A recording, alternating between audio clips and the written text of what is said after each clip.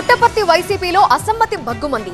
MLA Sridhar రెడ్డికి ticket ఇవ్వడాన్ని వ్యతిరేకిస్తూ YCP అసమ్మతి నేతలు సమావేశాలు పెడుతూ ఒత్తిడి పెంచుతున్నారు.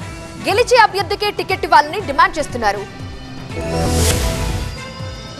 శ్రీ సత్యసాయి జిల్లా పుట్టపర్తి వైసీపీలో అసమ్మతి కొత్త తలనొప్పిగా మారింది. ఎమ్మెల్యే శ్రీధర్ రెడ్డికి టికెట్ ఇవ్వడంపై మాజీ సమన్వయకర్త కొత్తకోట సోమశేఖర్ రెడ్డి, ఎంపీడీసీ ఇంద్రజిత్ రెడ్డి, వైసీపీ రాష్ట్ర సంయుక్త కార్యదర్శి లోచర్ల విజయభాస్కర్ రెడ్డి నిరసన వ్యక్తం చేస్తున్నారు. గెలిచే అభ్యర్థికే టికెట్ ఇవ్వాలని డిమాండ్ చేస్తూ పుట్టపర్తిలో తమ అనుచరులతో కలిసి సమావేశమయ్యారు. శ్రీధర్ రెడ్డికి టికెట్ కేటాయింపులో కనీసం తమకు సమాచారం కూడా అందించలేదంటూ వాపోయారు. మేమంతా పార్టీలోనే ఉన్నాం, మేము పార్టీ నుంచి బయటికి ఏం రావడం లేదు.